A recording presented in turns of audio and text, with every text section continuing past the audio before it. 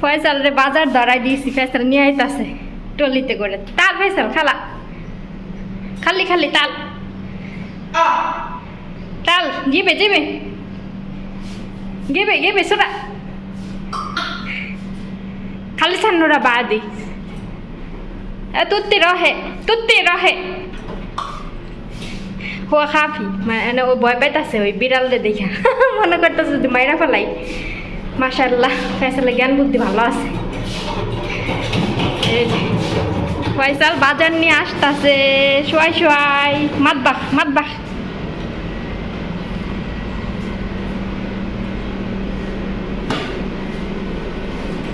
সাতের সাতের দেখেন বাজার নিয়ে আসলো।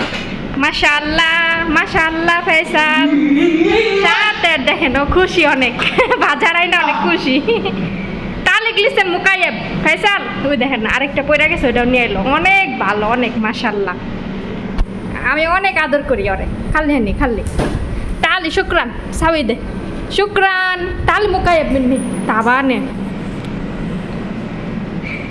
হয়রান হয়ে গেছে, মোটা মানুষ না আইনা হয়রান হয়ে গেছে। ওরে এক বোতল পানি দেই আমি। তাল ফয়সাল খুদিম ইশরাবি মাই আল্লাহ ইশরাবি ইশরাবো ইশরাবো ইশরাব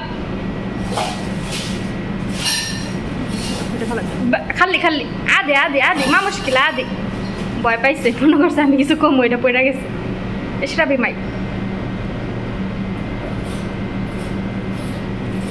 যাই হোক এগুলো এখন গুছাইনি, অনেক বাজার পরে আবার আসি।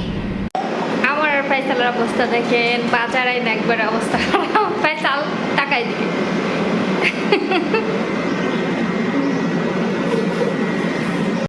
আজকে ম্যাডাম মাসের বাজার করছে, তো এখানে অনেক কিছুই নিয়ে আসছিল। তো আমি এগুলো আবার ম্যাডামের রুমে নিয়ে রেখে আসবো, যেহেতু এগুলো ব্যবহার করার জিনিস এগুলো আলাদা রাখবো। আর রান্নাঘরের জিনিস ওগুলো রান্নাঘরে গুছাবো। তো প্রতি মাসে আমার ম্যাডাম স্যালারি আসলে এই সময় মাসের বাজার করে। আর আপনারা দেখেন আমি কিন্তু সবসময় বাজার শেয়ার করলে আমি বলি যে আমার ম্যাডাম বাজার করছে, কারণ আসলে আমার বাসার সব কিছু আমার ম্যাডামই করে, আমার ম্যাডামই বাজার করে, ম্যাডামের জামাইয়ের কোনো এখানে ইয়া নাই। তো এই দেশের পুরুষ মানুষ কেমন আমি তো এর আগেও আপনাদের সাথে শেয়ার করছি অনেকবার, যে আমার বাসায় যা যা লাগবে সব কিছু আমার ম্যাডামে করে, কিন্তু হ্যাঁ জামাই কিছুই করে না। আর হ্যাঁ কিভাবে এগুলো সহ্য করে আল্লাহ ভালো জানে। আমাদের বাংলাদেশ হইলে তো এতক্ষণ যুদ্ধ মারামারি কাটাকাটি কত কিছু হয়ে যাইতো, কিন্তু এই দেশে কিছুই বলে না। এই দেখেন কত বাজার করে নিয়ে আসছে, একটা মহিলা মানুষ হয়ে হ্যাঁ এই বাজারগুলো করে নিয়ে আসছে, প্রতি মাসে এরকমই বাজার করে। তো এই যে সব কিছু আমি পলির থেকে বাইর করে রাখছি, তো এগুলো আমি এখন গুছাবো, গুছাইয়া তারপরে আমার হচ্ছে কাজ শেষ হয়ে যাবে। আর আজকে আমাকে ফয়সাল অনেক বেশি হেল্প করছে, এটা আপনারা দেখছেন। তো ফয়সালকে আমি একটু একটু আমার সাথে কাজে করাই, কারণ ফয়সাল এতে করে ওরই ভালো, ওর স্মৃতিশক্তি ভালো থাকবে, আরও অনেক কিছু শিখবে। তো দেখেন আমি কিন্তু ফয়সালকে অনেক বেশি আদর করি, তো আমার সাথে সাথে থাকে। আর আমি ওরে কাজ এভাবে মাঝে মাঝে কাজ করাই দেখা ও এখন শিখে গেছে। এখন ওরে যদি আমি নাও দেই তারপরে ও চিল্লাচিল্লি করে কান্নাকাটি করে, ও কাজ করতে চায়, এজন্য আমি ওরে দেই যে নে কর, ও শিখুক। এতে করে ও আরও ওই কিন্তু বসে বসে বাসায় থাকে, তারপর ও আরও বেশি ওজন হয়ে যাচ্ছে, খাওয়া দাওয়া করে, ওর কোনো পরিশ্রম নাই, শুধু খায় আর বসে থাকে, এজন্য ওর ওজনটা এমনিতে আরও বেশি। তো একটু একটু কাজ করাইলে এরকম হয়, কিন্তু আমার ম্যাডামের সামনে ওরে কিছু করানো যায় না, কেন জানেন? এই যে গাড়ির থেকে দুনিয়ার বাজারগুলো আমি নামাইলাম, তো ম্যাডামের সামনে আমি ওরে একটা, ও দাঁড়ায় আছে, ও মানে বাজার নিব আমার সাথে গাড়ির ওইখানে গিয়ে দাঁড়ায় রইছে।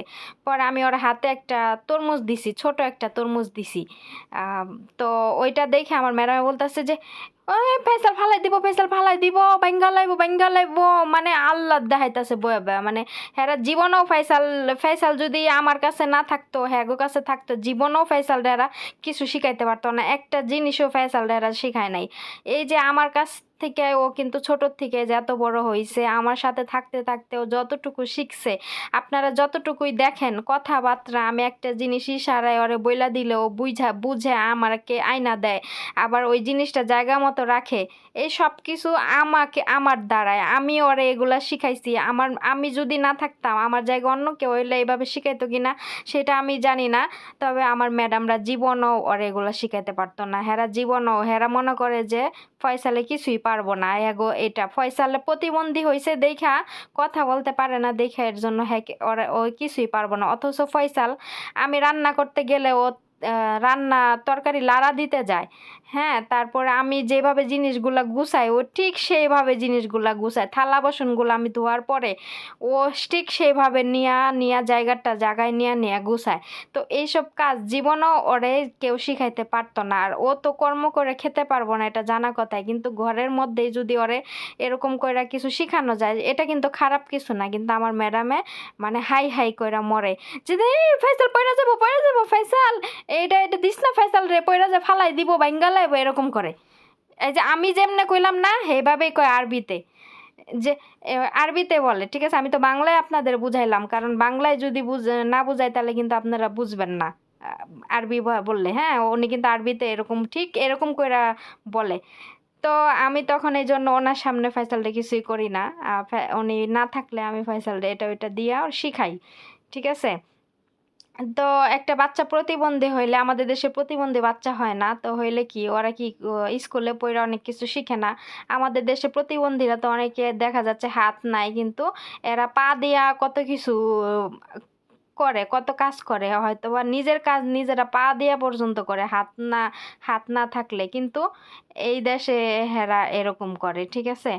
এরা হলো নিজের মেয়েগুলারও ওরকমই, হ্যার মেয়েগুলা যে ভালো, হের থেকে ফয়সালি অনেক ভালো।